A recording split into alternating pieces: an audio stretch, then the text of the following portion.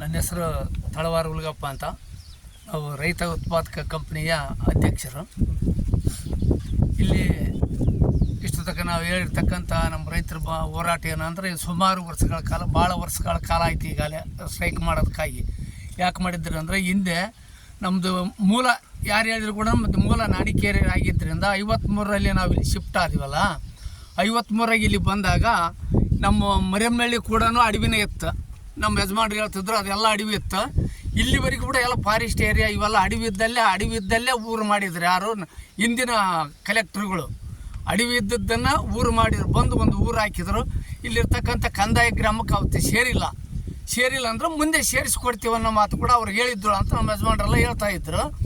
ಆವಾಗ ಇವರಿಗೆ ಭೂಮಿನ ಒಬ್ಬೊಬ್ಬರಿಗೆ ಒಂದು ಪ್ಲಾಟು, ಆಮೇಲೆ 5 ಎಕರೆ ಭೂಮಿ ಅಂತೇಳಿ ಹಿಂದೆ ಘೋಷಣೆ ಮಾಡಿದ್ರು ಜಿಲ್ಲಾಧಿಕಾರಿಗಳು, ಹಿಂದಿನ ಯಾಗಂಟಿ ಅವರು ಮಾಡಿದಾಗ.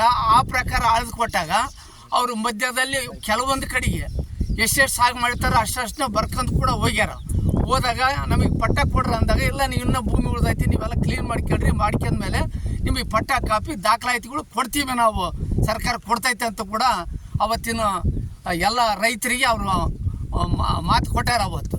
ಆದರೆ ಅದು ಬುಕ್ದಾಗ ಮಾತಾಗೆ ಉಳ್ಕೊಂಡೈತಿವನ, ನಮಗೆ ದಾಖಲಾತಿ ಮಾತ್ರ ರೈಟಿಂಗ್ನ ದಾಖಲಾತಿ ಸರ್ಕಾರದಿಂದ ದಾಖಲಾತಿ ಆಗಿಲ್ಲ. ನಮ್ಮ ರೈತರಿಗೆ ಯಾವುದೇ ಕಾರಣಕ್ಕೂ ಪಟ್ಟ ಕೊಡಬೇಕು.